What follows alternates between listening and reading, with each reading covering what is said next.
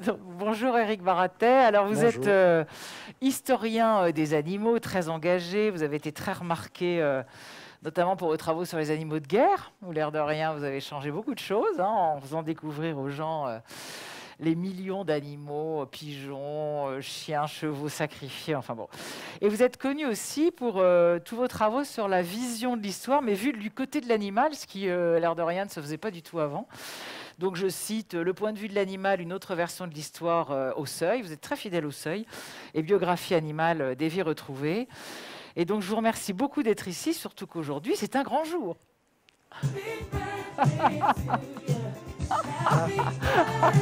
C'est c'est son anniversaire. Merci. J'ai 38 ans. Mais oui, aujourd'hui. voilà, justement, je remercie quand même vous aussi de venir pour un jour d'anniversaire. Donc, je vais quand même. Alors, nous sommes ici pour un autre livre que vous venez de publier, toujours au Seuil, Culture féline, où là aussi, vous montrez toute l'histoire du chat depuis le XVIIIe siècle jusqu'à aujourd'hui et même demain, avec toujours le point de vue du chat. Donc, c'est un livre passionnant avec un début très dur. Et on va parler justement de ce début. Donc voilà, on va parler d'abord du 18e, 19e, qui est vraiment l'époque difficile. Enfin, à partir du 19e, ça va un peu mieux. Le 20e, demain. Et puis après, on parlera de la complexité animale et de tous les travaux que vous faites qui sont extrêmement intéressants pour mieux comprendre les animaux. Alors, je vous propose qu'on démarre déjà au 18e siècle, où, franchement, on parle des chats, mais on parle aussi beaucoup de la cruauté humaine, quoi. C'est absolument terrible, hein. Oui, alors la cruauté est très répandue, pas simplement pour les chats, pour tous Oui, les c'est ce animaux. que j'allais dire. Et ce que disait notre invité, votre invité tout à l'heure, m'y a fait penser. Finalement, on avait la même position que dans les cirques. On pouvait très bien reconnaître l'intelligence des animaux, l'émotion des animaux, l'individualité des animaux. Ça n'empêchait pas d'être violent avec eux. Alors que nous en tirons d'autres conclusions, plutôt une forme de respect. À l'époque, c'est pas du tout ça. Et les chats, évidemment, sont particulièrement visés parce que ils sont très mal vus depuis le milieu du Moyen Âge, parce qu'on les a associés à la sorcellerie, au diable. Oui, ça vient d'où, ça Alors, ça commence au XIIe, XIIIe siècle avec les hérésies, notamment l'hérésie cathare, parce qu'on va faire, les lettrés vont faire un lien entre cathare et le mot latin du chat, catus. Ah bon? Et ils vont en déduire qu'il y a une alliance entre les uns et les autres. Et ça va être ensuite amplifié par la grande chasse aux sorcières. Je dis sorcières parce que ce sont surtout des femmes qui sont visées et brûlées. Et la grande chasse aux sorcières, donc entre 14e et 17e siècle. Et on est persuadé que les sorcières utilisent les chats. Alors, elles utilisent leurs produits pour faire des filtres, des poisons, etc. Elles les utilisent, par exemple, comme monture pour aller au sabbat. Et elles peuvent se déguiser en chat. Et d'ailleurs, on est persuadé qu'on a plein d'images de l'époque, qu'au sabbat, le diable se montre très fréquemment sous la forme d'un chat. On a des représentations de sabbat. Et alors, il y a une idée qui court jusqu'au XVIIIe siècle. Alors, elle est abandonnée à partir du XVIIIe, mais quand même, elle court jusqu'au XVIIIe siècle. C'est que le jour avant la Saint-Jean, les chats vont au sabbat. Et que, du coup, dans les villes, il n'y a plus de chats, ils disparaissent. D'où l'expression, apparemment, il n'y a plus un chat. Ça vient de cette époque-là. Et donc, ils allaient au sabbat, et pour se venger ou pour se prémunir de cette conjuration des chats, le jour de la Saint-Jean, il était très fréquent d'attraper des chats de rue, des chats errants, et de les brûler dans un sac. On a fait ça à Paris jusqu'au milieu du 17e, à Metz, Metz est la dernière grande ville française jusqu'aux années 1760. Et ça a duré encore un petit peu dans les campagnes. Et donc, c'était un moyen de se prémunir du diable en montrant qu'on avait vaincu ces agents. Exactement comme dans les campagnes, on crucifiait sur les portes des étables les chauves-souris. On les crucifiait vivantes pour montrer que le diable avait été vaincu et qu'il ne pourrait pas rentrer dans l'étable et apporter des mauvais sorts, par exemple, aux animaux. Ouais, Alors ça, c'est terrible. Et puis en plus, les rares fois où le chat est à peu près accepté, c'est uniquement une fonction utilitaire. En fait, il est là uniquement pour les souris. Alors, oui, c'est le paradoxe du chat jusqu'au XVIIIe, XIXe siècle. C'est le seul animal qui est accepté de partout. Il peut rentrer où il veut dans les maisons, ce qui n'est pas le cas du chien, par exemple, qui est très souvent cantonné dehors. Lui peut rentrer de partout parce qu'il a pour fonction de chasser les rongeurs. Donc on le laisse aller n'importe où, mais en même temps, on n'a aucune relation avec lui. C'est l'animal. On a des classements du XVIIe, XVIIIe, XIXe siècle qui nous montrent bien que le chat est l'animal domestique au plus bas de l'échelle. En haut, c'est le cheval, après le chien, puis après les bestiaux, et le chat est tout en bas. Et d'ailleurs, le chat, on ne veut aucune relation avec ce chat, ne serait-ce que parce qu'il faut qu'il continue à chasser. Donc, ce qui fait que c'est très paradoxal, il est de partout, et en même temps, on n'a aucune relation avec lui. Et vous expliquez qu'on lui laisse vaguement un peu de lait ou un peu un truc, on ne veut pas le voir, il est partout. Et c'est pour ça qu'on aurait gardé, souvent, qu'on entend encore aujourd'hui d'ailleurs, la réputation d'un animal attaché au territoire et pas aux gens. Est-ce que ça vient de là? Le fait qu'il soit attaché à une maison, en fait. Alors, évidemment, parce que jusqu'au XIXe siècle, on voit bien comment l'attitude majoritaire des humains, c'est d'être très distant avec ces chats. Si on déménage, il n'est pas question d'emmener les chats, évidemment, on les laisse. On a des attitudes extrêmement violentes, notamment avec les chats errants, qui sont extrêmement nombreux. Dans les villes, ils sont très très nombreux, et on les tolère parce que justement, ils sont là pour la chasse aux rongeurs, voire pour détruire les déchets, etc. Exactement comme les cochons qu'on laisse aller dans les rues. Et ces chats, donc... à la fois, ils sont très proches et en même temps, on est très violent avec eux. Et les chats, évidemment, le sentent, le ressentent. Donc, la relation entre les humains et les chats, c'est une relation très distante, où finalement, personne n'essaie de faire un pas vers l'autre. Et pour beaucoup de chats, d'ailleurs, lorsqu'un homme approche, c'est plutôt mauvais signe. Ce qui fait que le chat, à l'époque, ne fait pas de l'anxiété de séparation, contrairement à nos chats qui commencent à faire de l'anxiété de séparation comme les chiens. À l'époque, c'est plutôt de l'anxiété de rapprochement. Et alors, à partir du 19e, les choses vont changer, heureusement. Pas tout de suite, je pense que c'est à peu près à la moitié du 19e, c'est ça? Oui, c'est très progressif. C'est ça, on va commencer en fait par des personnages qui sont souvent des écrivains, c'est ça? Comment l'évolution de l'estime progressive du chat arrive? Comment ça se fait? Alors c'est très long, ça commence dans les classes aisées, dans l'aristocratie, la grande bourgeoisie. On commence à voir des choses entre 16e, 18e siècle, mais c'est très très minoritaire dans l'aristocratie.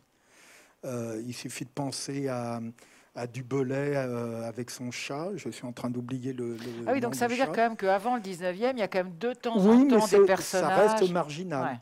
C'est très marginal. Au XVIIIe siècle encore, on a des témoignages qui montrent que les dames peuvent s'évanouir dans une pièce s'il y a un chat qui rentre. On fait de la catophobie comme on peut faire de nos jours vis-à-vis des araignées, des serpents ou des rongeurs. Et c'est relativement fréquent. Vous avez par exemple l'anglais Johnson au XVIIIe siècle en Angleterre. C'est un peu personnage très célèbre qu'on connaît peu, nous, en France. C'est un peu l'équivalent du Voltaire français. Et il a des chats, et des chats qui lui montent dessus, etc., etc. Et son biographe dit que lui-même a du mal à aller chez Johnson parce qu'il appréhende ses chats. Et que même les commissionnaires ne veulent pas rentrer dans l'appartement parce qu'il y a des chats.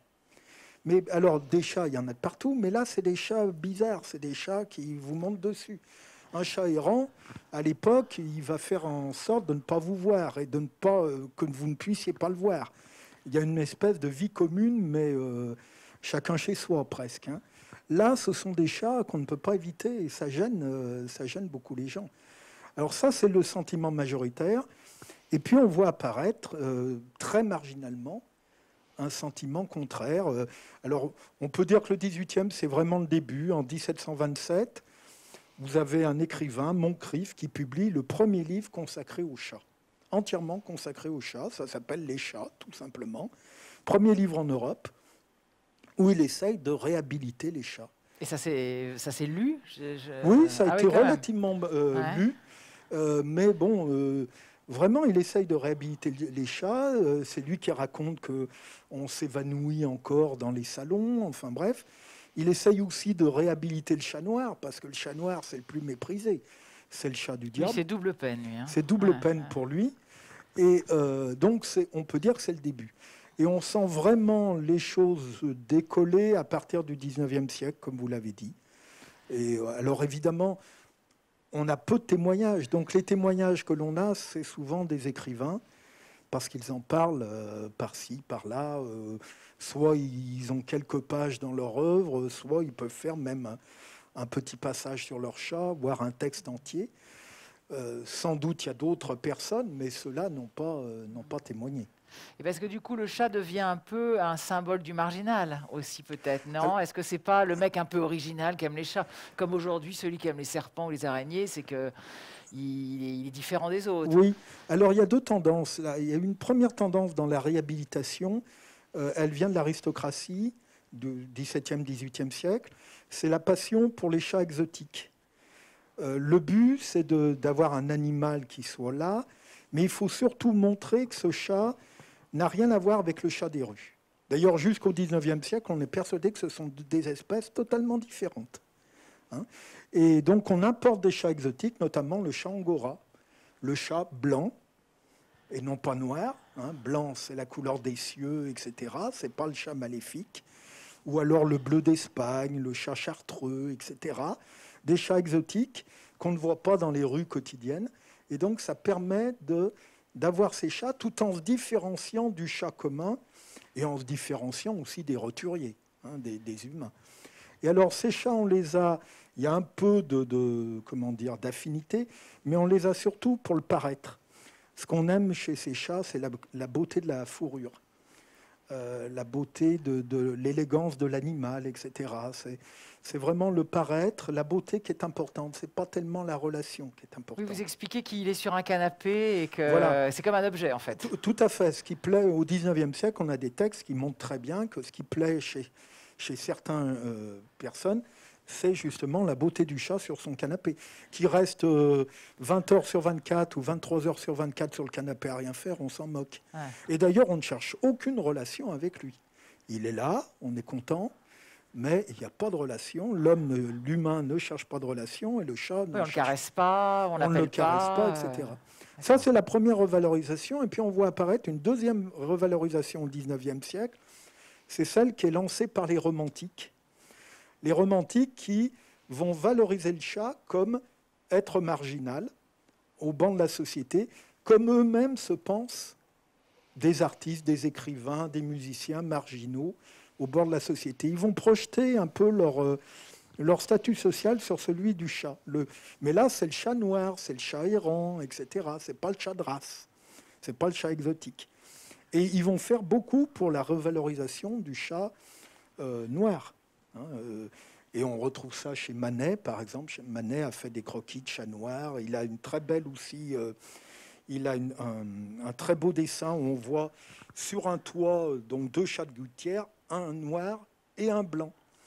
Alors à l'époque, il y a très peu de chats de gouttière blancs, mais donc il y a ça et ils vont faire beaucoup pour cette réhabilitation. Et puis ce qui va aussi beaucoup marcher, c'est qu'on redécouvre la sorcellerie au XIXe siècle. Hein, Michelet publie en 1864 un ouvrage qui s'appelle La sorcière. Donc ce qui était sorti cette idée-là, enfin ce phénomène avait été complètement oublié. Donc on ressuscite la sorcellerie, ou du moins le souvenir de la sorcellerie, et donc l'association entre le chat et les sorcières, et ça va beaucoup plaire aux écrivains, aux artistes, etc. Ah, tout ça avec un côté un peu romantique, ça devient un peu C'est le côté symbole romantique. du spleen, quoi. Voilà, alors sur le moment, c'est extrêmement marginal. Par contre, ça va faire beaucoup à partir de la fin 19e siècle, lorsque les populations commencent, il y a beaucoup de gens qui commencent à aller à l'école. Et à l'école, évidemment, on va leur faire découvrir des écrivains qui commencent à parler de leur chat.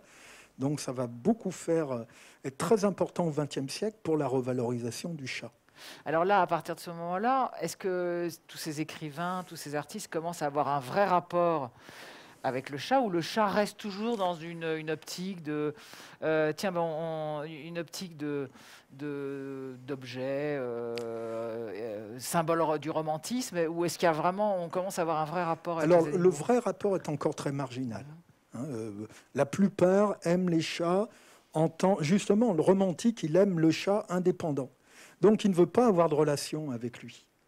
Hein, enfin, il aime bien que le chat soit là, mais il ne s'agit pas d'interagir. Le chat doit être indépendant, exactement comme lui-même, le romantique, l'écrivain, etc., est indépendant. Et du côté de la bourgeoisie, c'est la même chose. On n'a pas de grosse volonté de relation, mais c'est pareil avec les chiens. Hein, en fait, les deux espèces vivent une histoire assez proche, avec un décalage. Les chiens connaissent les choses un peu plus tôt avant les chats, mais au XIXe siècle, personne n'a l'idée d'aller parler à son chien ou son chat. On parle déjà très peu à ses enfants. Les enfants n'ont le droit de parler à table que si on leur donne la parole. On ne va pas aller parler à son chat ou à son chien, comme on joue très peu avec son chat ou son chien. Et en fait, ce qui plaît, on voit bien ce qui plaît au XIXe siècle, c'est la présence. Hein, mais la relation, l'interaction, je dirais, n'est pas encore très développée. Ça reste vraiment très marginal. Du coup, vous qui vous intéressez toujours à la façon l'animal s'adapte à ça, est-ce que les chats ont la même attitude à cette époque-là qu'aujourd'hui? Est-ce qu'ils viennent sur vous? Est-ce qu'ils ronronnent? Non, du coup, ils restent un peu en dehors. Alors, si on voit très bien qu'apparaît une génération, enfin, oui, une population de chats qui apprend à être dans l'appartement, dans les appartements, par exemple chez Loti, chez Pierre Loti, il y a Moumoute Blanche et la chinoise. Loti en parle dans une nouvelle, donc on a pas mal d'informations là-dessus. Elles sont là. Elles sont, je dirais, en interaction, passive avec les humains, c'est-à-dire le chat n'a pas peur des humains, le chat se passe à côté, il peut monter sur la table, il peut, à la rigueur, se mettre sur vos genoux, mais ça ne va pas plus loin. Oui. Pour Loti, c'est un bel objet quand même, quand il en parle. Ça reste un objet, mais pour eux, lorsque le chat se met sur les genoux, c'est déjà beaucoup. Parce qu'eux-mêmes, c'est très intéressant de voir comment Loti raconte la manière dont il a vécu enfant, comment il a été élevé, et finalement le sort qu'on fait au chat, au chien. Enfant, Loti, par exemple, a très peu de relations avec ses parents. Il raconte que lorsqu'il va vers sa grand-mère prend peur. Qu'est-ce que me veut cet enfant? Ouais. Un enfant, ça doit être dans son coin et puis laisser la grand-mère tranquille. On ne s'embrasse pas, on ne se touche pas. On ne s'embrasse pas. D'autant plus que chez Loti, c'est un milieu protestant, assez rigoureux. Et donc, il y a très peu de relations humaines. Enfin, chez les catholiques non plus, on ne se touche pas beaucoup. Oui, on ne se touche pas. C'est quand même une époque et finalement, compliquée. On décalque ça sur les chats. Hein, donc, il est très content d'avoir le chat sur ses genoux, par exemple, Loti, et que le chat ronronne sur lui. Mais il ne va pas penser à aller plus loin. Exactement comme lui, il raconte très bien qu'il n'a pas de contact ou très peu de contact avec ses parents, ses grands-parents. Et puis, il faut qu'il joue dans son coin, etc. etc. Hein, donc, pour ces gens-là, c'était déjà beaucoup, ce genre de contact. Pour nous, maintenant, ça ne nous paraît pas beaucoup. Clair. Hein. Mais à l'époque, c'est très neuf. Et alors, ces chats-là, ils changent aussi. Ils sont beaucoup moins craintifs que le chat errant, que le chat de ferme, que le chat de rue, etc., etc. Alors, comment commence quand même la grande histoire d'amour que nous vivons, la grande histoire d'amour contemporaine que nous vivons aujourd'hui avec le chat? Est-ce qu'on a tous dans l'idée Colette, évidemment, est-ce que c'est comme ça quelques personnages qui influencent les autres et qui mettent le chat à la mode? Ou est-ce que non, ça vient petit à petit? Comment le chat commence à être admiré et aimé? Alors, il y a, comme vous l'avez dit, il y a tout le rôle des écrivains, des artistes, etc. Colette a fait beaucoup, je pense, pour Colette le chat. a fait beaucoup. Tous ces artistes, je dirais, c'est entre les romantiques, Théophile Gautier et Colette, qui vont beaucoup faire, qui vont écrire, peindre, etc. Et cette approche du chat va être diffusée par l'école, puis ensuite par les médias à partir des 30 Glorieuses, la télé, la bande dessinée, etc. Et c'est ça qui va diffuser cette image du chat dans l'ensemble de la population. Après le chien, on commence par le chien. Le chien est la grande vedette du 19e siècle et c'est lui qu'on propose en animal de compagnie en premier. Le chat reste quand même second. Mais il suit, et c'est le même processus, finalement, des marginaux qui vont petit à petit devenir un modèle. Finalement, maintenant, on les prend comme modèles. À leur époque, ça n'était pas des modèles, c'était vraiment des marginaux. Et alors, on voit apparaître la volonté d'une autre approche avec le chat. On voit apparaître ça, première moitié du XXe siècle, chez quelques personnes. Alors là, c'est toujours pareil. On a des documents d'écrivains. Donc la tendance, ça serait de dire, la tentation, ça serait de dire, ça naît chez les écrivains. C'est peut-être né aussi chez d'autres personnes, mais qui n'ont pas témoigné. Mais bon, les témoignages, c'est les écrivains comme Colette. Là, vous avez la photo. Et on a quelques témoignages, notamment, je pense à Marie Dormois, qui a eu un chat, Miton, dans les années 30. Et elle a écrit un livre sur ce chat Miton. Et là, on voit très bien apparaître, mais c'est très marginal. Marie Dormois, c'est, elle fait partie de la grande bourgeoisie parisienne, très intellectuelle. Elle conduit une voiture dès les années 20. Une femme conduire une voiture, il n'y en a pas beaucoup. Elle ne veut pas se marier, etc. Très féministe. Maintenant, c'est presque un portrait commun, mais à l'époque, ça ne l'est pas du tout. Et donc, on voit très bien comment elle va avoir un chat d'appartement qu'elle sort très peu.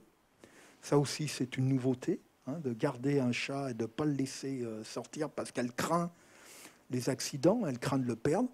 Et puis, on voit des contacts se développer. Elle se met à lui parler, elle l'observe. Et on voit petit à petit se construire des interactions physiques entre l'une et l'autre, des formes de jeu. Elle le laisse monter sur la cuisinière, elle le laisse s'amuser. On a des photos, justement, dans son livre. Elle a fait demander à une journaliste animalière de prendre des photos, une photographe animalière. On a des photos, on voit Miton qui est sur la cuisinière et qui essaye de saisir les aliments au moment où elle fait la cuisine. Et elle le laisse faire. Elle est contente de cette interaction, finalement, entre eux. 50 ans avant, évidemment, Miton aurait pris un bon coup aux fesses ou aurait été mis dehors. Et donc, ça commence comme ça. Et jusqu'à nos jours, c'est allé croissant. C'est-à-dire, à la fois, cette relation s'est diffusée socialement, et à la fois, on l'a développée en intensité, et donc avec la volonté d'avoir de plus en plus d'interactions avec ces chats. Et ces chats, ils répondent. Bien sûr. Donc, ils vont se mettre à se comporter en interaction supérieure. Miton, par exemple, n'a plus grand-chose à voir avec le chat errant du 19e siècle. Miton, voilà un des premiers chats, du moins d'après les témoignages, qui fait de l'anxiété de séparation. Forcément, avec la vie qu'il a, il a peur quand elle part. Voilà. Ouais.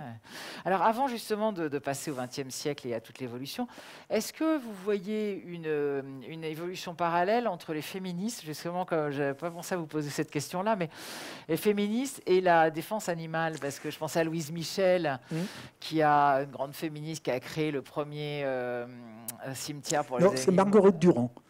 Ah oui, pardon. C'est pas Louise Michel. Pardon. Marguerite Durand. Elle aussi féministe. Enfin, on a l'impression qu'il y a beaucoup de féministes qui prennent à bras le corps aussi la cause animale, comme si le malheur de l'animal était un peu finalement aussi le symbole du leur.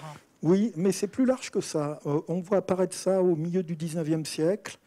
Et ça disparaît vers 1920-1930 et on le redécouvre de nos jours. Ah bon, ça disparaît? Oui, en grande partie sous l'influence communiste. Enfin, on en parlera peut-être après, mais en gros, pendant 50-70 ans, on voit là aussi chez les écrivains, parce qu'ils ont témoigné, mais ça a pu sans doute se faire ailleurs, chez des écrivains, une espèce d'association des animaux et des humains opprimés. Et il suffit de lire Victor Hugo, Les Misérables. Vous avez l'intérêt pour l'enfant, pour le prisonnier. C'est toute la figure de Monseigneur Myriel. Monseigneur Myriel, attention aux pauvres, aux prisonniers, avec Jean Valjean, etc. Et Monseigneur Myriel lorsqu'il se promène dans son jardin, fait attention à ne pas écraser les insectes. Hein. Et c'est quelque chose que Victor Hugo prône. Hein. Il a été président d'honneur de la Ligue anti-vivisection. On retrouve ça chez Maupassant, on retrouve ça chez Zola. Et Zola, on sait que ce n'est pas simplement les romans. Dans sa correspondance, il dit bien qu'il vit ça. Et on trouve ça chez des féministes. Il y a deux figures. Il y a Marguerite Durand, effectivement, qui est une des grandes féministes de la fin 19e, début 20e. C'est elle qui crée le premier journal féministe, La Fronde. Et c'est elle qui est à l'origine du cimetière pour chiens à Asnières, qui existe toujours. Et puis une autre qui est un peu plus oubliée maintenant, c'est Séverine. Séverine, ça a été l'amie de Jules Vallès. Et elle était tout à fait dans cette vision d'ensemble, défense des femmes, des enfants, des ouvriers, des animaux, enfin défense des opprimés. Elle le voyait comme ça. Et Séverine, par exemple, a beaucoup lutté, en vain, mais elle a beaucoup lutté contre l'introduction de la corrida en France dans les années 1880-1900. Et elle a écrit d'ailleurs un livre sur son chien, Sacatou. Hein, Sacatou, il s'appelait. Et donc elle a fait un petit livre, Sacatou, elle raconte sa vie avec son chien. Alors, on va arriver là au XXe siècle, on est un peu dedans. Donc là, il y a une évolution quand même assez claire. Là aussi, c'est très, très progressif. Ou est-ce qu'il y a des dates clés sur cet animal qui va devenir l'animal, en tout cas en France, adulé, et puis qui, du coup, va complètement changer d'attitude? Oui, alors, on pourrait dire la première étape, c'est l'après-guerre, les 30 Glorieuses, où on voit se diffuser à la fois le modèle du chien de compagnie. Alors là, c'est le gros modèle, c'est le chien de compagnie, c'est le plus important. Et puis, mais bien en arrière encore, dans les années 50-80, le chat. Et à l'époque, c'est une espèce d'antagonisme entre chien et chat, du côté des propriétaires. On le sait parce qu'il y a eu des sondages dans les années 70-90, et donc sondages notamment auprès des propriétaires de chats, en leur demandant pourquoi ils avaient un chat et pas un chien. Et on voit très bien qu'il y a une espèce de lecture sociale des choses, et on voit bien là l'impact des lectures romantiques, un peu anarchistes, etc., vis-à-vis du chat, le marginal.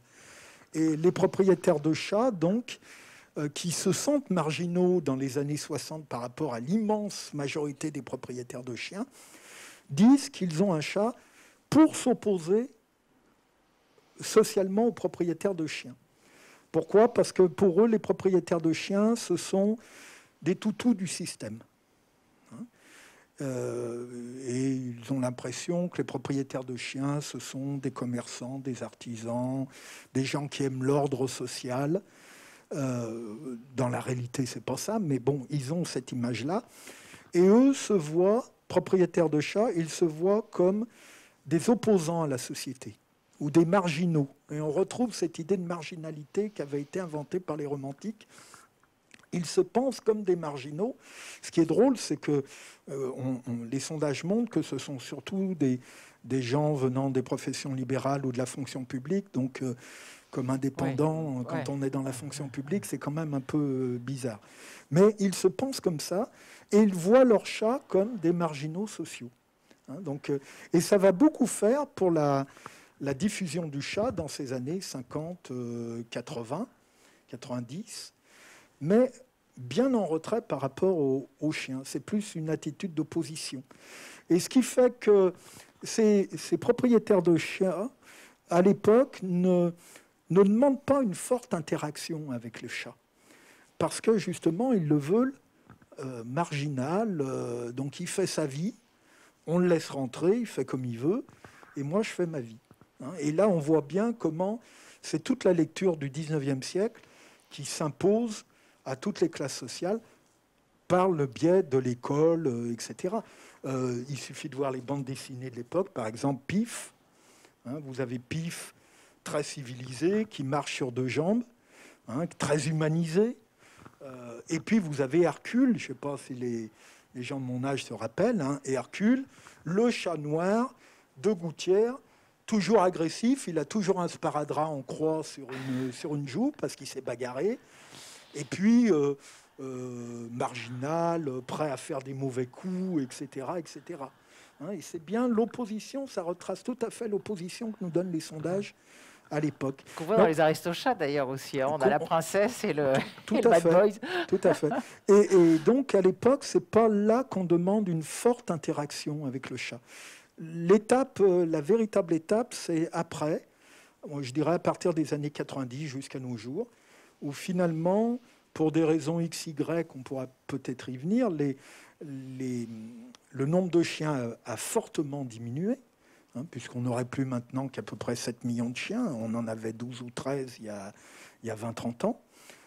Et à l'inverse, il n'y avait que 6-7 millions de chats, et il y en a maintenant 14, 15. Donc les rapports se sont totalement inversés. Et alors, ce qui est intéressant, c'est que les rapports se sont inversés, mais chez les propriétaires de chats, non pas a disparu, mais a décliné cette vision du chat qu'on cultivait dans les années 50-70. Cette vision du chat opposant social, quoi, finalement.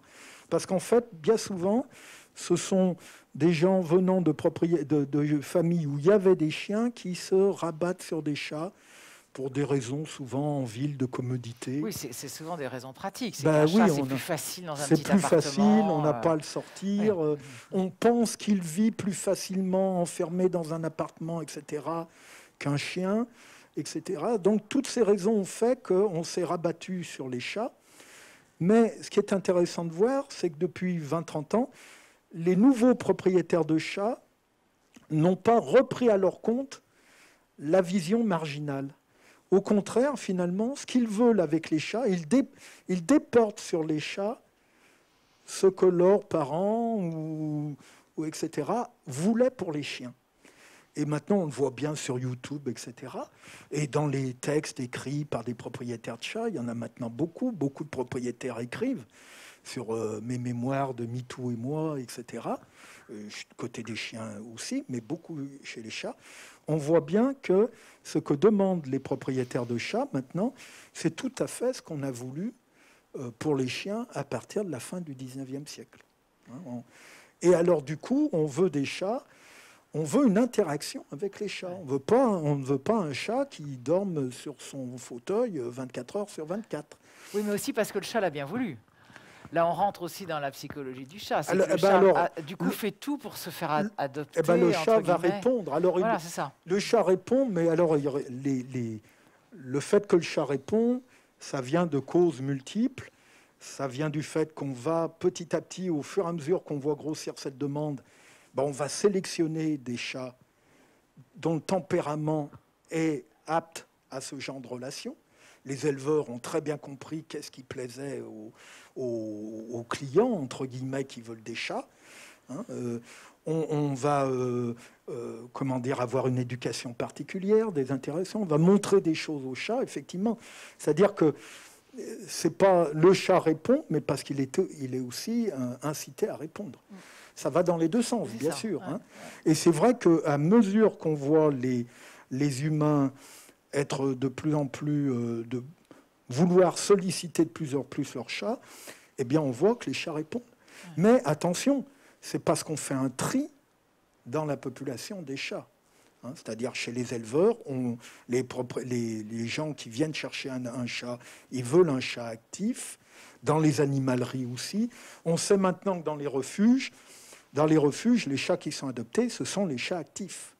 Aux États-Unis, d'ailleurs, à tel point que quand on s'est rendu compte de ça, dans les refuges, on s'est mis à mettre des jouets dans les cages des chats qui n'étaient pas actifs, justement, en se disant comme ça, ils auront un peu plus de chances de se faire adopter. Alors ça marchait. Il y avait un peu tromperie sur la marchandise, si on peut dire. Ça marchait. Ils étaient effectivement plus souvent adoptés. Avec le problème, c'est que les familles se rendaient compte que les chats n'étaient pas forcément actifs. Alors, une partie les ramenait, les autres, on le garde. Mais voilà, la demande fait qu'on s'est mis à trier à l'intérieur de la population des chats. Et on peut dire que finalement, en ce moment, la population des chats est en train de passer par ce goulet de sélection, de demande.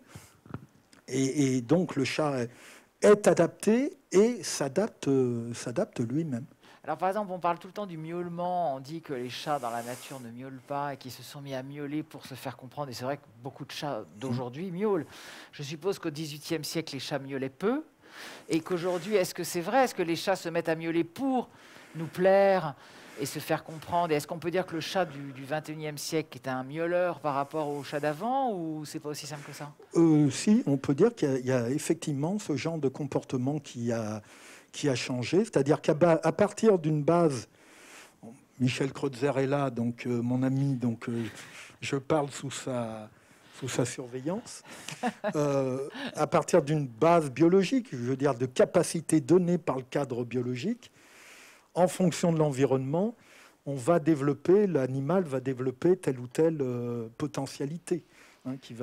Et là, c'est le cas. Alors, le miaulement, il y a beaucoup de miaulements dans les villes, chez les chats errants, mais ce sont des miaulements la nuit pour des raisons souvent de chasse ou de rapport sexuel.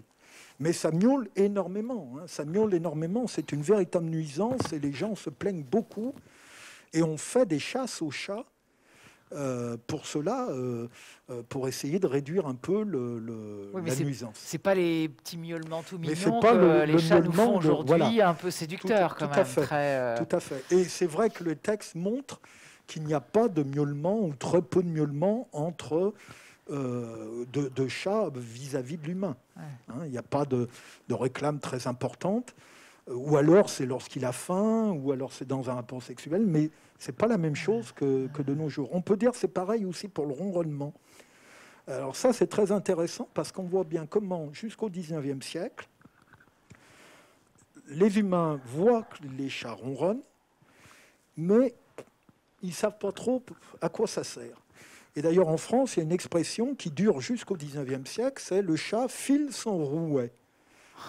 File son rouet, c'est-à-dire le miaulement, on le voit comme quelque chose de mécanique, physiologique. Bon, c'est comme ça. Et il faut attendre le 19e siècle, dans l'aristocratie et la bourgeoisie, au moment où on se met à avoir envie de chats de compagnie, pas de chats solliciteurs interactifs, mais de chats qui soient là, on se met à faire attention à ce ronronnement, ce bruit. Et c'est l'époque où on se met à comprendre que ça n'est pas un simple bruit physiologique, mais que ça transmet une émotion. Et c'est l'époque où on invente ronron et ronronner. Si vous lisez Balzac, le Père Goriot, eh bien, il emploie, c'est l'un des premiers, Balzac, il emploie ronron et ronronner, et c'est tellement neuf qu'il met ça en italique. Encore dans les versions actuelles, c'est en italique, ronron, ronronner. Et du coup, les chats se mettent à plus ronronner, comme ils voient que ça plaise ou pas? C'est les deux, c'est-à-dire qu'il y a d'un côté les hommes qui s'aperçoivent, qui se mettent à faire attention à ça, et qui comprennent qu'il y a là un aspect affectif, et donc qui se mettent, certains, pas tous, qui se mettent finalement à se dire mais il y a de l'émotionnel chez ce chat, il y a de l'émotion, etc., et à s'intéresser à ça. Et plus les hommes, évidemment, se rapprochent du chat avec ce regard-là, et évidemment, le chat se met à plus ronronner qu'autrefois. Oui, on s'aperçoit bien, les textes montrent bien la diffusion, si on peut dire, du ronronnement. Finalement, c'est une adaptation environnementale du chat. Oui, c'est ça. Alors, dans les nombreuses adaptations, parce que c'est quand même un animal qui est très intéressant sur sa faculté à s'adapter, c'est pour ça qu'il a envahi le monde, il y en a partout, il y a aussi le fait qu'il réponde à son nom.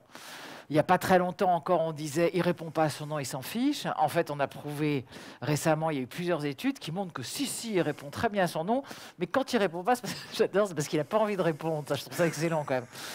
Donc, oui, je sais pas, comment on fait pareil. Oui, justement, mais c'est rigolo. Donc, ça veut dire que si ça se trouve, comme on s'est mis à lui donner un nom, il s'est mis à répondre à ce nom. Mais au 19e siècle, il n'avait pas de nom, donc il ne pouvait pas répondre au nom. Ah bah oui, il ne pouvait pas répondre. Donc là aussi, on est complètement dans une adaptation réciproque. Exactement, tout à fait. Il ne venait à personne On voit apparaître les noms essentiellement au 19e siècle, mais là aussi... bourgeoisie, aristocratie, partout ailleurs, on dit le chat. Point. Il ne vient à personne de nommer. Mais bon, dans les mondes ouvriers, paysans, etc., on dit aussi le chien. L'animal qu'on nomme au XIXe siècle, c'est le cheval. Dans les campagnes, on nomme le cheval. Au 20e, on voit arriver les noms, fin 19e, 20e, des noms pour les vaches. Mais même le chat, encore, dans les campagnes début 20e, on ne le nomme pas.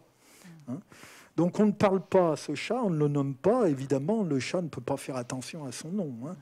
Et donc là, effectivement, comme vous le dites, à partir du moment où se diffuse un usage et que ça revient, on se met sans arrêt à l'appeler avec son nom.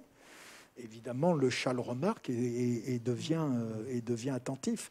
On peut dire que là, c'est une potentialité, je me retourne vers Michel, une potentialité permise par la biologie qui devient une capacité parce la potentialité est sollicitée. Si elle n'est pas sollicitée, elle reste à l'état un peu dormante. Alors, on arrive donc à notre époque d'aujourd'hui où le chat est quand même... c'est une star aujourd'hui par rapport au chien, et c'est devenu vraiment une star. Pas qu'en France d'ailleurs. Nous, on est fous du chat en France, mais un peu partout. Est-ce que du coup, on pourrait dire, parce que souvent on entend des gens dire oui, mon chat est un peu, il fait que ce qu'il veut, c'est lui qui dirige la maison, etc. Est-ce qu'on pourrait dire que de chat martyr, modeste et qui faisait comme il pouvait, le chat est un peu en train de devenir, je dirais pas capricieux, mais un peu... je mène la baraque. Est-ce que du coup le chat va pas... Est-ce qu'il n'y a pas certains chats un peu qui mènent leur maître par le bout du nez? Parce que les maîtres le veulent. Oui, c'est ça. Là aussi, c'est une forme d'interaction. C'est que ça plaît. Dire c'est mon chat qui est propriétaire de ma maison, c'est qu'on est content, on lui laisse, on lui donne une place.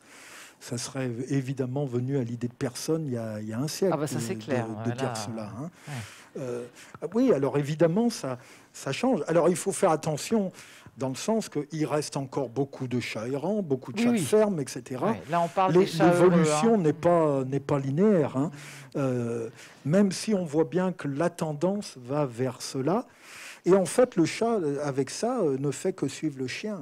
C'est-à-dire qu'en fait, tout ce qu'on fait actuellement depuis 30 ans sur le chat, on l'a initié avec le chien. Mettre en laisse son chien, contrairement à ce qu'on peut croire, ça n'a rien de naturel.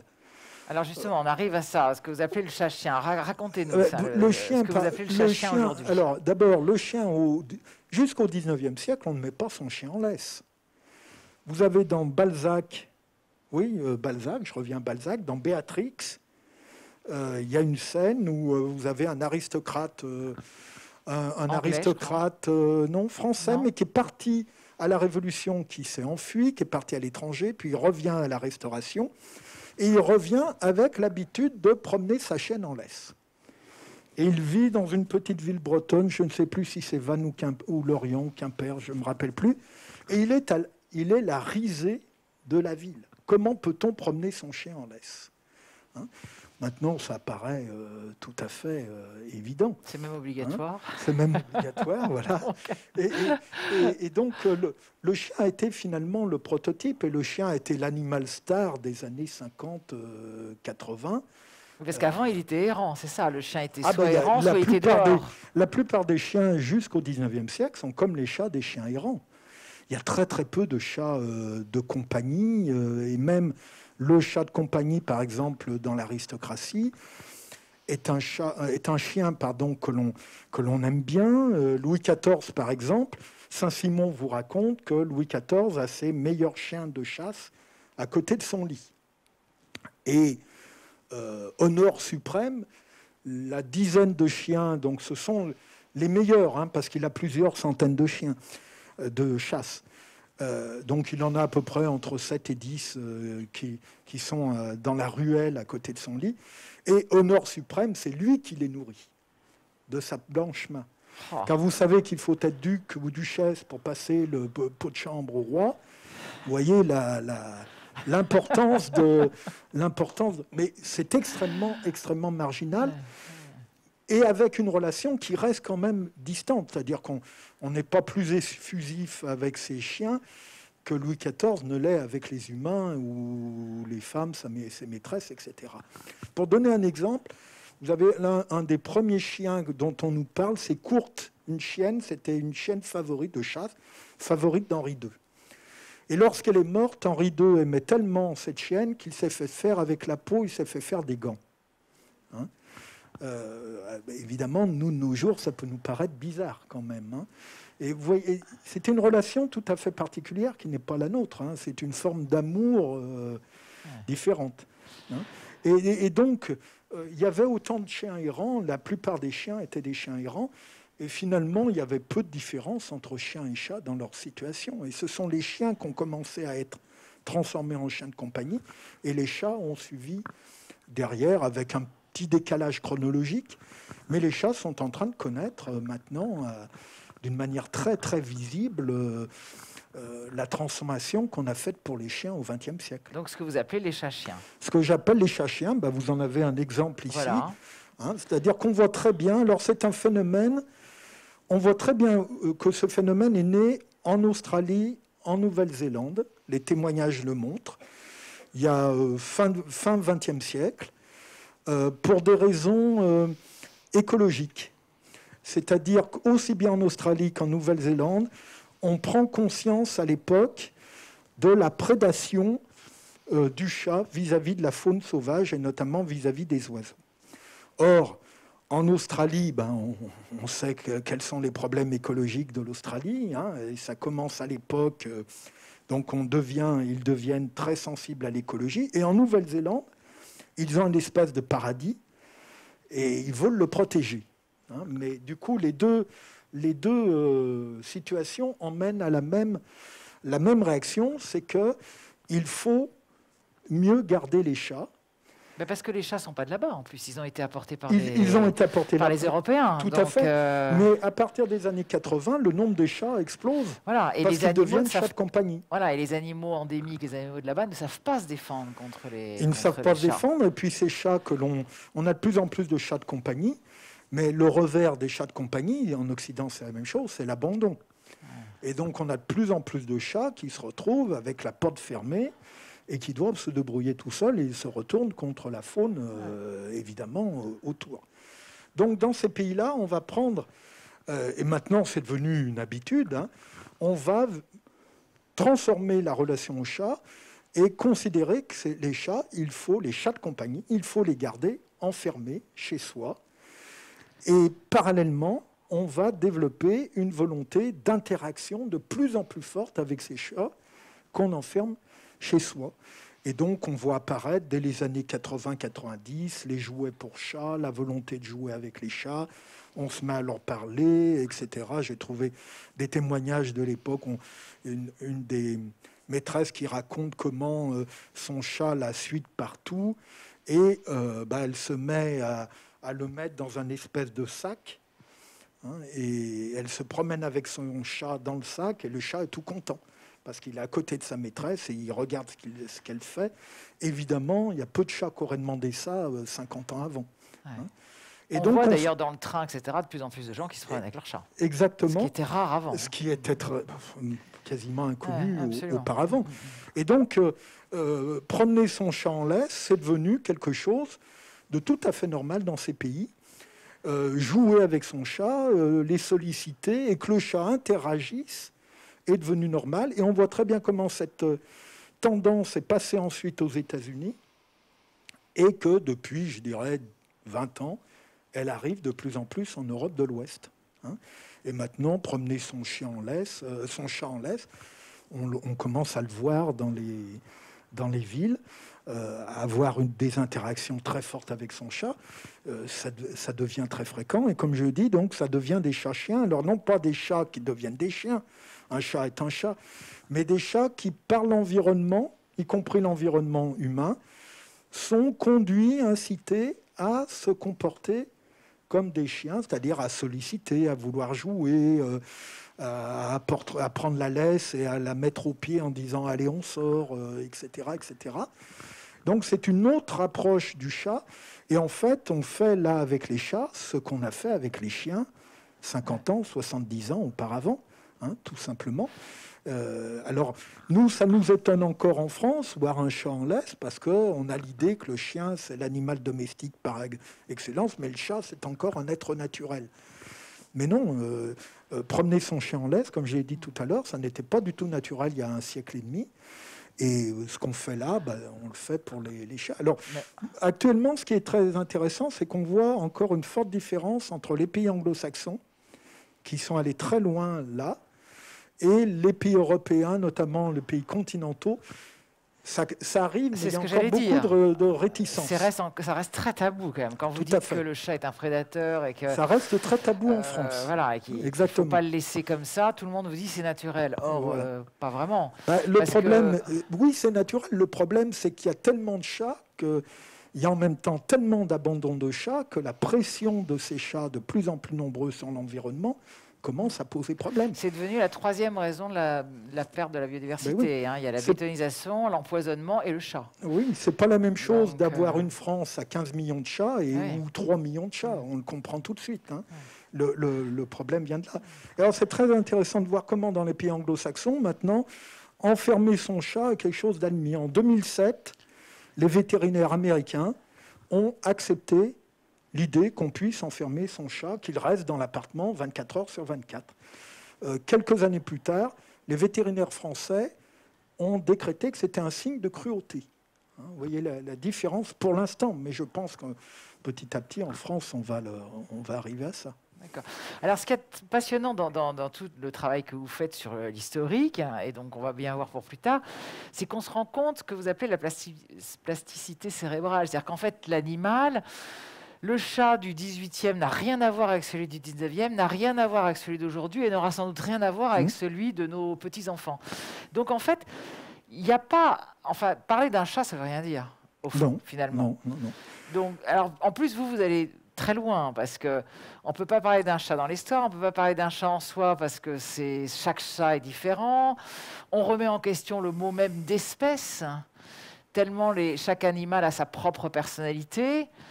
Et dans votre livre, vous parlez de quelque chose que je trouve très intéressant, c'est l'instabilité. Vous réclamez de l'instabilité pour pouvoir comprendre un animal. C'est-à-dire qu'en fait, rien n'est jamais acquis pour comprendre un animal. Parce qu'un animal est un être historique, exactement comme les humains. C'est-à-dire qu'il est façonné par son environnement, il réagit à son environnement. Et comme l'environnement change à la fois dans l'espace, ça nous le comprenons très bien, que l'environnement ne va pas être le même en Australie qu'ici, etc. L'environnement, y compris humain, y compris les mentalités humaines. Donc l'environnement est différent, donc les chats vont se comporter de manière différente. Il suffit de penser, là aussi je reviens aux chiens, entre les chiens, par exemple au Maghreb, les chiens errants du Maghreb et nos chiens de compagnie à nous, ce sont des chiens extrêmement différents. Ça n'empêche pas qu'il y a quand même l'espèce, il y a un cadre biologique fourni par l'espèce, et avec ce cadre biologique, finalement, l'animal s'adapte aux environnements auxquels il a affaire.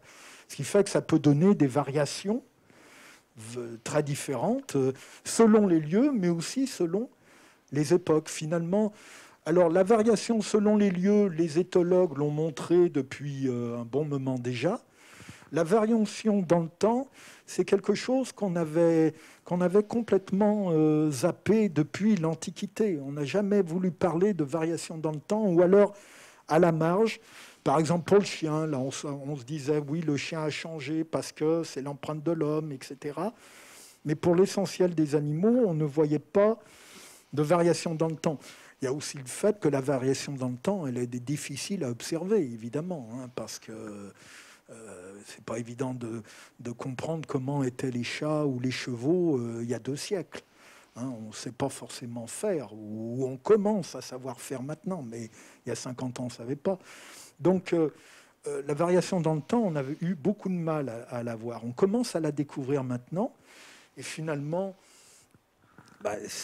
on se rend compte qu'il y a plein d'espèces qui ont une adaptabilité comportementale, une plasticité comportementale, qui leur permet justement de s'adapter à la variation des environnements. Heureusement d'ailleurs, parce qu'autrement l'espèce serait en danger si elle ne pouvait pas s'adapter. Et finalement, on se rend compte qu'il y a plein d'animaux qui sont dans ce cas-là. Et la domestication a reposé là-dessus, évidemment. On a transformé le loup en chien. Le chien n'est plus un loup. Alors, il y a quelques décennies, on disait oui, le chien est un loup à peine domestiqué. C'est une idée qu'on a abandonnée parce qu'en fait, il y a quand même de fortes différences. Et là aussi, ces loups apprivoisés devenus domestiqués se sont transformés, mais alors là d'une manière très forte, à un nouvel environnement. Ouais. Et puis alors, c'est là où on voit que la science et la connaissance sont absolument capitaux pour le bien-être des animaux. Je pense à, parce qu'on est en train de découvrir plein de choses, d'où d'ailleurs ces journées mondiales, hein, on les organise pour ça, pour faire connaître tous les travaux que vous faites tous les uns et les autres. Je prendrais un exemple que je trouve incroyable, c'est la vision des chats. Quand vous expliquez qu'on pensait que les chats, d'ailleurs comme plein d'autres animaux, hein, les chevaux, les chiens c'était pareil, qu'ils ne voyaient pas grand-chose, alors qu'en fait, ils voient extrêmement bien. Donc, je veux bien que vous nous en parliez et que vous nous racontiez ce qu'on disait en 1949 aussi. Ça m'a beaucoup marqué, j'avoue. Oui, alors ça, c'est très intéressant de voir la question de la vision. C'est-à-dire que pendant très longtemps, on s'était persuadé que les animaux, voire l'animal, parce qu'on aimait beaucoup opposer l'homme à l'animal, alors que l'animal n'existe pas. Il y a des espèces animales, mais il n'y a pas un animal. Un chien est aussi différent d'un cheval qu'il est différent d'un homme. Mais on avait dans l'idée que, effectivement, les animaux voyaient très mal. Puis s'est développée l'idée, on le voit très bien dans les textes scientifiques, qu'ils voyaient en noir et blanc. Ou alors on leur accordait que quelques couleurs. Et ce qui est très intéressant, effectivement, c'est qu'on a fait pareil pour les autres populations humaines. On avait cette idée d'une espèce d'infériorité. Et pour revenir à votre... C'est vrai qu'en 1949, j'ai découvert ça par hasard. C'est pas propre à ce journal. Il ne s'agit pas de le vouer au bûcher. Hein.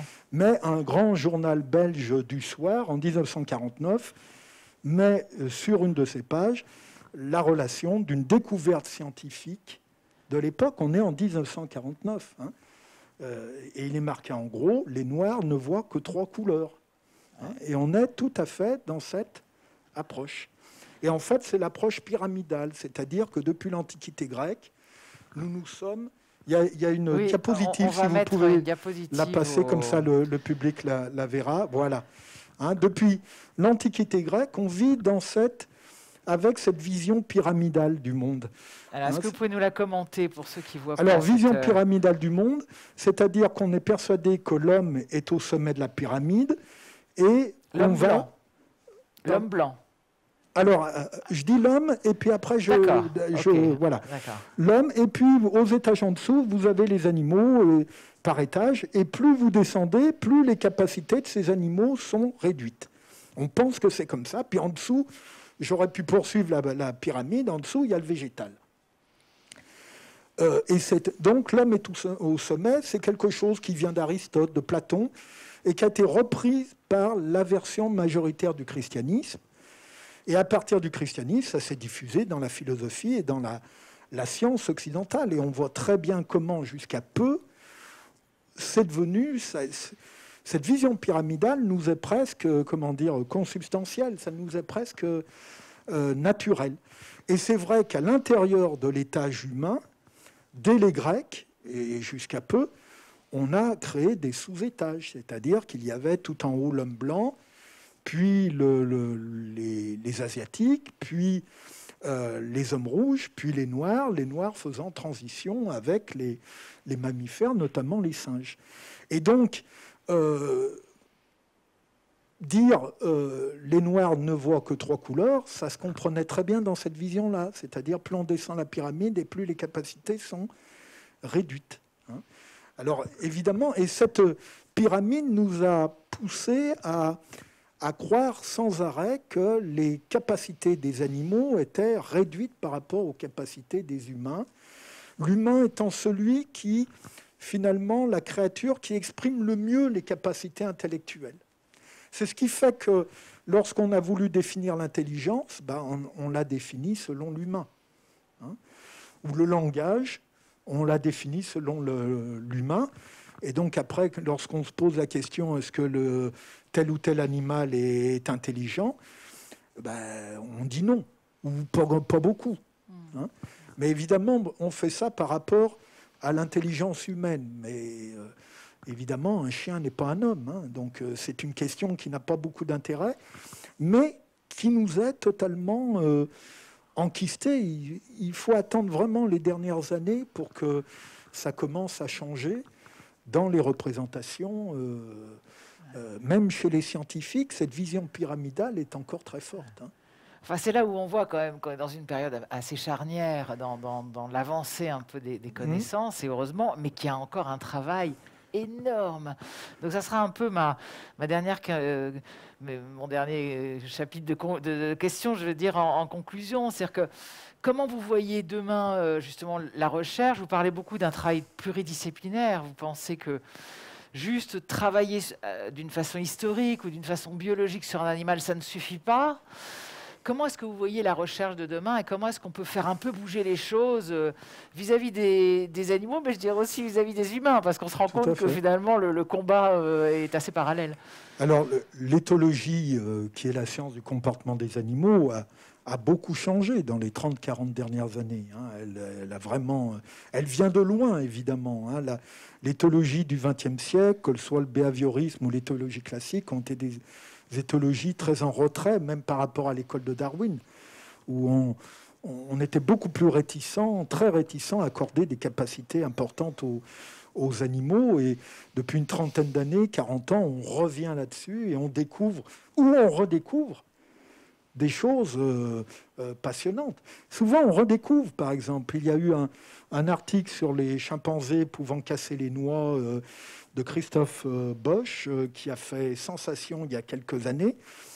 Vous lisez Darwin, je ne sais plus dans quel livre, il dit que les chimpanzés sont capables de casser les noix. Mais ça a été complètement oublié. Ça a été refusé au XXe siècle et redécouvert au 19e siècle, redécouvert non, refusé au 20e. Au 20e aussi? Et, oui, c'est le 20e qui a refusé ça. Et redécouvert fin 20e, début 21e siècle. Alors c'est vrai que maintenant, l'idée, c'est d'essayer de conjuguer les forces pour essayer de bien comprendre ces animaux qui sont finalement beaucoup plus complexes que ce qu'on a voulu dire pendant très longtemps, où on les voyait justement assez réduits. Et l'idée, c'est de conjuguer les sciences, de croiser les sciences, par exemple historien, éthologue, historien, généticien, etc., anthropologue, éthologue, pour finalement enrichir les lectures et pour essayer de voir finalement la potentialité très riche et les capacités très riches de ces animaux qu'on découvre petit à petit. On parlait beaucoup d'individualité tout à l'heure. Il y a quelques années, je discutais avec un éthologue spécialiste des bourdons. Eh bien, il voulait comprendre la sociabilité des bourdons. Donc, il s'est dit, un peu comme Jane Goodall avec ses chimpanzés, il faut que je détecte chaque individu pour comprendre comment ça marche. Donc, il leur fait des marques. Et il s'est aperçu, grâce à ces marques, que chaque bourdon avait un bruit de vol différent. Et maintenant, il n'a plus besoin des marques, il les reconnaît au bruit. Et en fait, c'est manifestement un signe de personnalité. Autrement dit, pour les bourdons, ils vont peut-être pas, je dis peut-être, ils vont peut-être pas se différencier selon le visage comme nous le faisons, mais ils vont se différencier selon le bruit de vol, comme nous d'ailleurs on différencie selon le son de la voix. On reconnaît très bien à la radio tel ou tel personnage dont on est... Et on sait aujourd'hui que les animaux se reconnaissent aussi au son de la voix. On sait, Nicolas Matvon, qui travaille beaucoup en enregistrant les animaux, ils font des découvertes incroyables. Oui, tout à fait. Et donc ce croisement des sciences a pour but d'enrichir la lecture et de répondre à cette idée qu'il y a une richesse très forte. Et c'est cette image-là que vous avez à côté de la pyramide, c'est-à-dire cette image du buisson, qui nous est proposée par les généticiens, qui est une image intéressante parce qu'elle nous permet de sortir de la hiérarchie et surtout de l'idée de tout penser en fonction de l'humain, de faire un peu d'anthropomorphisme. Là, on se rend compte que finalement, l'humain est sur sa branche, c'est un être original, il ne s'agit pas de contester le propre de l'homme, ça serait stupide, à condition de ne pas fixer ce propre de l'homme sur des erreurs, en disant par exemple, il n'y a que lui qui a l'intelligence ou il n'y a que lui qui a le langage. Tout dépend de ce qu'on met dans l'intelligence ou le langage. Mais là, on se rend compte avec ce schéma, finalement, que les espèces sont sur des branches différentes. Et ce qu'il faut essayer de voir, c'est l'originalité et la richesse développée par chaque espèce. Et ça nous permet de voir finalement la richesse de la vie, hein, et la multiplicité de la vie, et sortir de cette vision très péjorative où si on est en dessous, on n'a pas grand-chose. En fait, avec ce schéma du buisson, c'est un schéma que j'aime bien parce qu'il nous donne une idée beaucoup plus optimiste de la vie, hein, sur la richesse de la vie et son dynamisme. Et son dynamisme qu'il faut découvrir. Merci, c'était passionnant. Merci. Vraiment.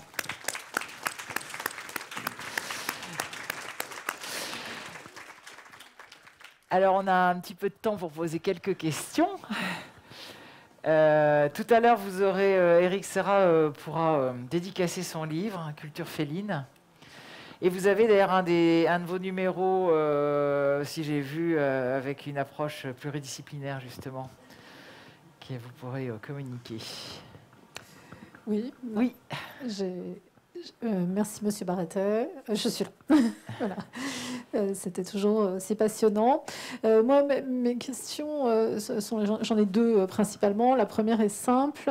C'est comment ça se fait que en France ou en Europe, alors que le chat et voire le chien pendant des décennies et ne bénéficiait pas d'un rapport affectif avec l'être humain, comment ça se fait qu'on ne le mangeait pas, alors que par quelle forme de dissonance cognitive, notamment dans les mondes ruraux, on pouvait nommer son cochon, ses poules ou ses vaches avec un prénom et les manger après, et ne pas manger de chat, alors qu'en fait, on soit les méprisait, soit on les utilisait au mieux comme des auxiliaires fonctionnels. Et deuxième question, je reviens sur vos chiffres que vous avancez, et ceux d'Yolène aussi, en matière de perte de la biodiversité par la prédation féline, et notamment, est-ce que vous parlez de chats arrêts et errants? Et la difficulté que moi j'ai à voir, c'est quelle était la démarche scientifique pour pouvoir comptabiliser sur plusieurs décennies, voire siècles, le nombre de chats pour dire on en a 12 millions aujourd'hui actuellement, et de quel périmètre parle-t-on? Et est-ce que c'est pas aussi un moyen de pointer du doigt un coupable bien trouvé qui est le chat, alors que la perte de la biodiversité en particulier, c'est aussi en effet la perte des habitats, c'est l'agriculture, c'est les pesticides, la disparition des insectes, etc., etc. Voilà. Oui, alors... Je répondrai pour cette oui. question-là. Alors, sur le chien et le chat, pourquoi on ne les mange pas? Parce qu'ils étaient considérés comme animaux impurs. Le chat, parce qu'on en a fait un être diabolique, donc on ne va pas manger le chat des sorcières. Et le chien, ce sont les Romains qui ont imposé la non-consommation du chien en Occident, alors que les Gaulois et les Germains mangeaient du chien. Et ils ont imposé cette non-consommation parce que à Rome et dans l'Empire romain, il y avait ce modèle du chien de compagnie, marginal, mais qui existait, très proche du nôtre. C'est très intéressant de voir finalement comment, on le sait parce qu'il y avait la pratique d'enterrer les animaux de compagnie, et on a des stèles avec des textes faisant la louange de l'animal, et on s'aperçoit que finalement ces sentiments sont très proches de ce qu'on vit depuis le XXe siècle. Et finalement, c'est une idée, c'est un rapport qui a disparu avec la christianisation et les invasions barbares. Et donc, on ne mangeait pas de chien pour un côté positif, et l'aspect a été gardé par le christianisme. Alors lui, pour une affaire totalement différente, c'est que dans la Bible, le chien est un animal impur. Il y a énormément de versets dans la Bible sur les chiens. Il n'y a rien sur les chats, mais il y en a sur les chiens. Et c'est toujours très, très péjoratif, parce qu'en fait, on voit très bien que le chien qui est décrit, c'est le chien errant. Et c'est vraiment, il est très peu apprécié. Et donc là, il n'est pas consommé parce que c'est l'animal impur. Et ça va rester en place. Et l'autre animal qui connaît la même chose, c'est le cheval. Hein, le cheval, la non-consommation du cheval est imposée par les Romains. Et ça va être gardé par le christianisme parce que le cheval est un animal impur. C'est le cheval des Romains persécuteurs des chrétiens. Alors que le Christ est rentré à Jérusalem avec un âne, pas un cheval. Hein. Et donc, les premiers siècles du christianisme regardaient très mal les chevaux. Hein. C'était un peu les agents du diable, les chevaux, hein, ou les soumis au diable, hein, puisque les persécuteurs des chrétiens, c'était les agents du diable.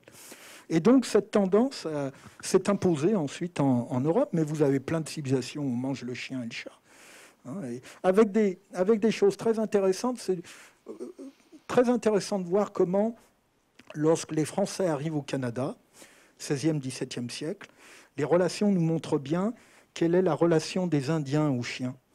Et c'est manifestement à peu près celle qu'avaient les Gaulois, les Germains. C'est-à-dire le chien avait un statut polyvalent qu'on a du mal à comprendre maintenant. C'est-à-dire que le chien pouvait être chien de chasse, chien de compagnon, chien très proche. Il pouvait être très bien apprécié. Ça n'empêchait pas que lorsqu'il y avait un invité de marque, on lui donnait un coup sur la tête pour le manger. Et il finissait en tapis. Hein, et ça, évidemment, nous, maintenant, ça nous paraît un peu... ça nous paraît bizarre. Hein, donc voilà pour la première question. Pour la deuxième question, il ne s'agit pas de faire du chat, justement, un bouc émissaire et de proposer l'extermination de tous les chats. Hein. Il ne s'agit pas de faire ça. Mais il ne s'agit pas non plus de nier le problème. Alors, comment les comptages ont été faits? Alors là, moi, je me suis reposé sur les articles scientifiques qui viennent des pays anglo-saxons, qui ont dit, voilà, il y a le... Mais je pense que le problème n'est pas tellement le chat. Le problème, c'est la surpopulation du chat, en grande partie parce que c'est devenu l'animal de compagnie et que cet animal de compagnie, il est passablement abandonné. Hein, les SPA marchent très bien maintenant avec les chats. Hein. Et donc, il y a beaucoup de chats. Tous les chats n'arrivent pas dans les refuges. La plupart des chats, ils finissent dans les banlieues et ils se retournent contre ce qu'ils peuvent.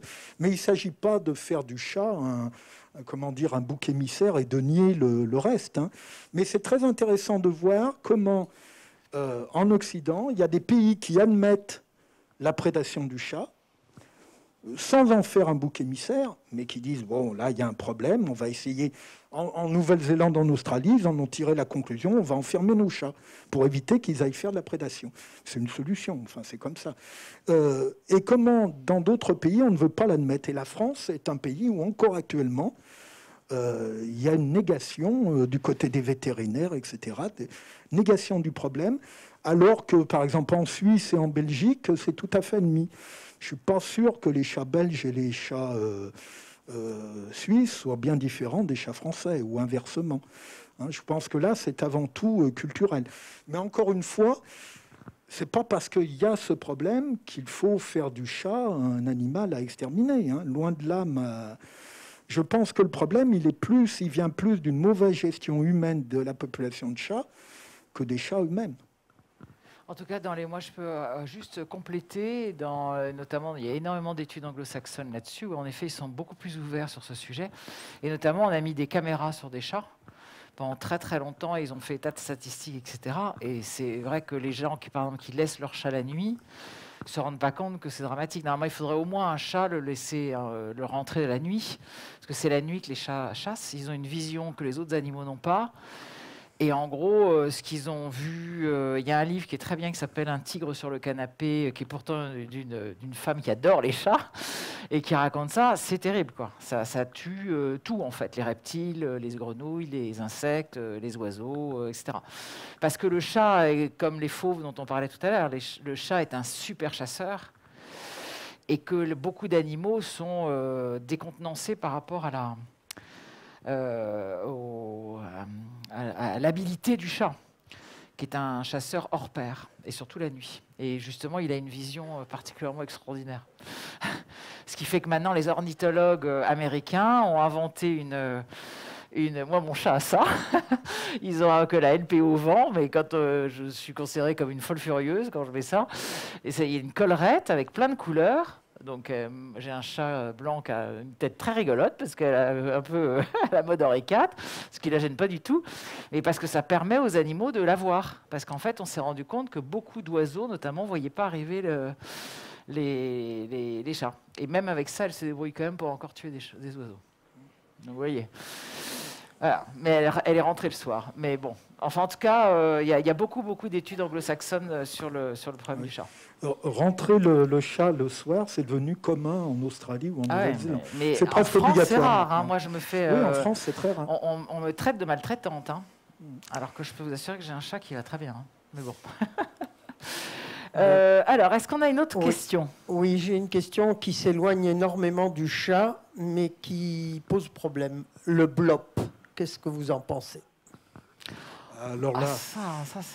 Alors là, je ne suis pas assez qualifié pour vraiment dire des choses sensées. On pourrait peut-être demander à Michel Kreutzer. Je sais pas.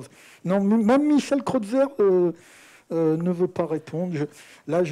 C'est très nouveau, le blob. Voilà, en plus, hein, c'est un animal extrêmement déroutant, qui comment dire, dérange totalement les frontières qu'on a mis en place entre animaux, plantes, etc. Mais je ne suis pas spécialiste du blob, je ne voudrais pas dire des bêtises. On dit que ce n'est pas un animal, justement. C'est ni un animal, ni un champignon, ni une plante. C'est un être différent. Oui, non, mais c'est hallucinant. Mais c'est vrai que c'est un autre sujet. Il est intéressant parce qu'il montre des capacités étonnantes pour ce qu'il est, entre guillemets. Mais moi, je trouve que c'est intéressant par rapport au schéma du buisson. On voit bien comment, là, on a une branche qui a inventé un aspect un vivant tout à fait étonnant, alors que, normalement, si on était dans le schéma pyramidal, ça ne devrait pas exister, ça. Est-ce qu'on a une autre question? Oui, une question d'un internaute. N'est-ce pas grâce au progrès apporté par l'éthologie à notre connaissance des besoins des chats qu'on s'est mis à les stimuler avec des jouets et maintenant à les promener avec des harnais? Je dirais plutôt que l'éthologie confirme ou conforte, parce qu'au départ, ce ne sont pas les éthologues qui ont proposé ça. En plus, avec les différences culturelles, par exemple, les vétérinaires et les éthologues français n'ont pas été les premiers à proposer ce genre de choses. On voit apparaître ça chez les éthologues, les vétérinaires et d'autres dans les pays anglo-saxons. Je pense qu'ils sont plutôt en train de conforter l'affaire. Alors, promener son chat en laisse, là aussi, j'ai découvert il n'y a pas très longtemps, dans l'album de la Pléiade, l'album Céline, une photo où on voit sa femme, Lucette, Lily Almanzer, promener Bébert en laisse. On est juste après 45. Donc vous voyez, comme quoi. Et là, on retrouve ces marginaux, on peut dire, de la société, on retrouve finalement des pratiques qui vont devenir fréquentes 70 ans plus tard. Alors, une autre question. Oui. J'avais une toute petite question. Vous avez parlé de la vision des chats. Est-ce qu'ils voient en couleur? Parce que j'ai toujours entendu qu'ils voyaient en noir et blanc. Ben oui, mais alors, moi, j'ai travaillé sur la production éthologique récente. Pour la production éthologique récente, ils voient en couleur. Mais ce que vous dites, c'est vrai, c'est qu'on a appris longtemps, même en faculté de biologie, etc., on a longtemps dit que les animaux voyaient en noir et blanc, pas simplement le chat d'ailleurs, parce que ça correspondait à cette vision pyramidale. Il n'y a que l'humain qui peut avoir 36 couleurs. On a fait pareil pour les taureaux qui n'auraient vu que quelques couleurs, etc. Ça correspondait tout à fait à cette logique que plus on descend, entre guillemets, dans l'échelle animale, et plus les capacités sont réduites. Et maintenant, on s'aperçoit que ça n'est pas comme ça. Mais il y a eu plein de choses comme ça. Lorsqu'on s'est mis à découvrir que la douleur était répandue dans le monde animal, pendant quelques années, on a dit que pour connaître la douleur, il fallait un néocortex. On sait maintenant que ça n'est pas vrai. Parce qu'on avait la vision, on partait dans cette vision pyramidale. L'homme connaît la douleur. Peut-être d'accord chez d'autres espèces animales, mais à condition qu'ils aient ça. On sait maintenant qu'il y a plein d'espèces qui n'ont pas cet organe et qui connaissent la douleur. D'ailleurs, on a montré l'existence de la douleur chez les poissons. On en est aux mollusques actuellement. Les crustacés. Mais là aussi, ça se comprend très bien. Si on est dans la vision buissonnante, c'est pas gênant. Si on est dans la vision pyramidale, on a l'impression qu'il y a quelque chose qui ne va pas. Parce que ça devrait se réduire. Et c'est vrai que cette vision pyramidale en Occident, elle est vraiment, vraiment enquistée. Elle nous paraît tout à fait naturelle. Je donne souvent comme exemple un livre qui est sorti en 2010, un livre collectif en anglais sur l'esprit des chimpanzés, je traduis le titre, avec des éthologues occidentaux et japonais, avec des gens très favorables aux chimpanzés. Il ne s'agissait pas du tout de réduire ces animaux. On trouve France Deval, etc. Et c'est très intéressant de voir comment, dans les articles des Occidentaux, il y a toujours en sous-jacent la question « En quoi l'homme est-il différent ?» Et sous-entendu, qu'est-ce qu'il a de plus? Et on voit bien qu'on est dans la vision pyramidale. Vous prenez les articles des primatologues japonais, la question n'est pas sous-jacente. Parce qu'ils ne sont pas du tout dans cette vision pyramidale. Pour eux, un chimpanzé est un chimpanzé, un homme est un homme. Il n'y a pas besoin de savoir qu'est-ce qu'il y a de plus ou de moins chez l'un ou l'autre. La question à se poser, ça serait plutôt comment l'homme ou le chimpanzé conjugue des capacités à sa manière, qu'on peut trouver dans les deux espèces, par exemple, le langage ou l'intelligence, etc. Mais comment chaque espèce va conjuguer cette capacité à sa manière, et sans avoir à faire de comparaison. Et ces comparaisons, elles viennent de cette vision pyramidale, où il faut toujours chercher qu'est-ce que l'homme a en plus. En fait, il faudrait dire qu'est-ce que l'homme a de différent et qu'est-ce que le cheval a de différent. En quoi le cheval est original et riche, le chat est original et riche, et l'humain est original et riche à sa manière. Bonjour, Monsieur Baraté, je suis au milieu. J'avais une question assez pragmatique. Vous avez parlé du moment où on commence à avoir des chats d'appartement, notamment au milieu du XXe, à l'exception de Marie Dormoy, qui est peut-être, qui fait ça plus récemment que les autres. On sait que les chiens étaient beaucoup nourris de restes alimentaires, mais les chiens ne sont pas des carnivores stricts, ils sont aussi détritivores. Avec quoi est-ce qu'on nourrissait les chats à partir du moment où on ne les gardait pas à la maison uniquement pour qu'ils chassent, et à partir de quel moment aussi on se met par exemple à inventer la litière ou à mettre des choses en place comme ça pour que les chats puissent vivre en intérieur? Alors, ils ont longtemps vécu en intérieur, toujours même vécu en intérieur, mais pas comme animal de compagnie. Et vous parlez de la litière, ça m'a fait penser justement à ça. On voit très bien dans les textes comment au XIXe siècle, il n'y a pas d'idée de litière. Les chats vont faire leurs besoins dans les cheminées. Et ils se chauffent avec la cendre des cheminées, et ils font leurs besoins là, tout simplement. Et on ne voit apparaître la litière qu'à la fin du XIXe siècle, dans certains milieux aisés. Et maintenant, la litière est devenue normale. Plus personne ne songe à mettre son chat dans la cheminée. Voilà.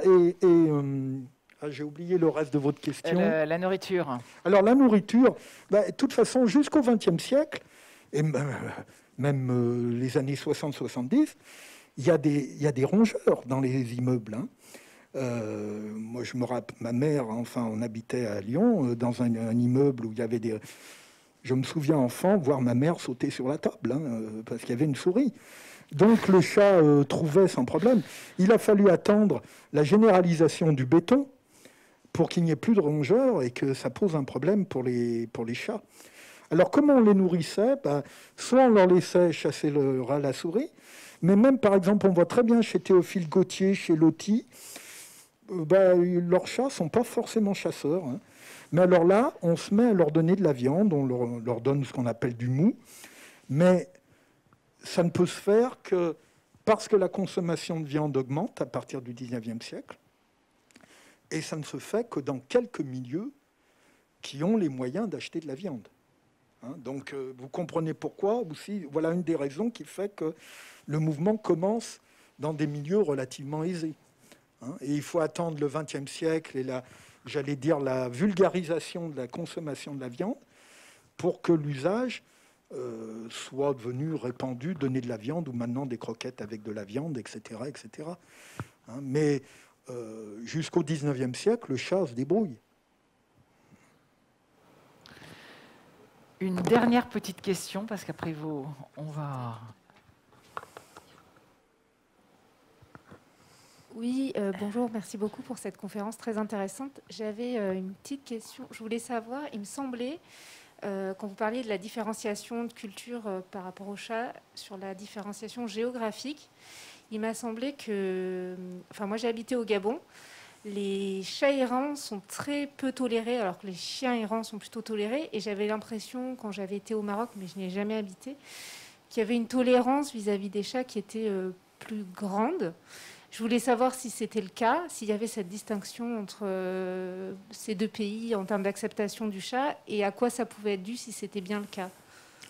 Oui, on trouve ce genre de différenciation actuellement dans le temps, dans l'espace, mais on le trouve aussi dans le temps.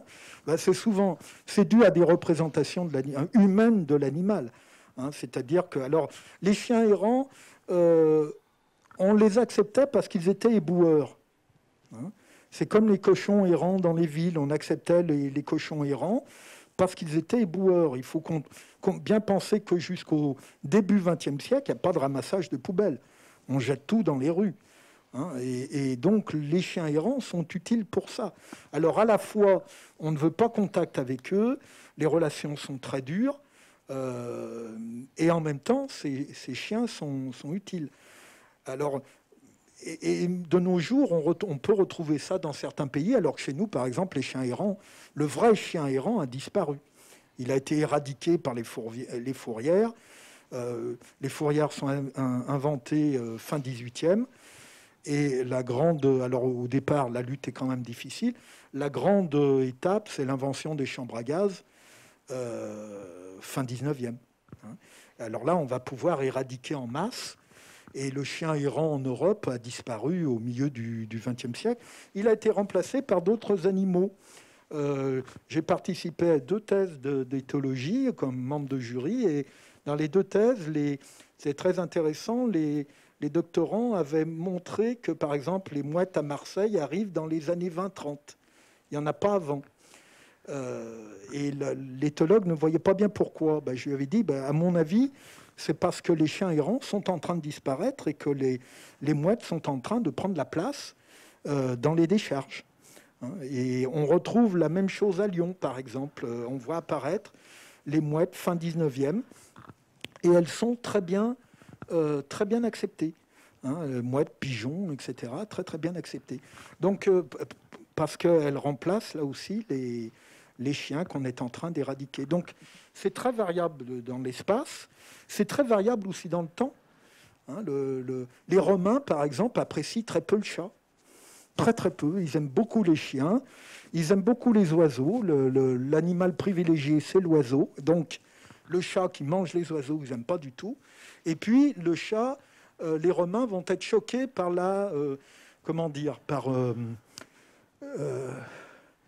par l'intérêt sexuel des chats, par la prolifération des chats. Et on va faire des chats et des chattes un symbole des prostituées. Et puis ensuite, un symbole de la femme. La femme, la chatte, ça vient de là. Le terme sexuel vient de ça. Et ça va faire beaucoup pour la mauvaise appréciation du chat jusqu'au XVIIIe, XIXe siècle. Donc c'est extrêmement variable d'une culture à l'autre, dans l'espace, mais aussi dans le temps. Et ça, pour les animaux, ça forme un environnement, finalement. Les humains font partie de leur environnement. La représentation des humains les pousse à agir de telle ou telle manière. Et donc, il faut que les animaux fassent avec et en tiennent compte et se comportent par rapport à ça. Bon, on va arrêter là, malheureusement, parce que sinon, avec Éric Baraté, on pourrait continuer toute la nuit. Un immense merci, Éric, parce que c'était passionnant.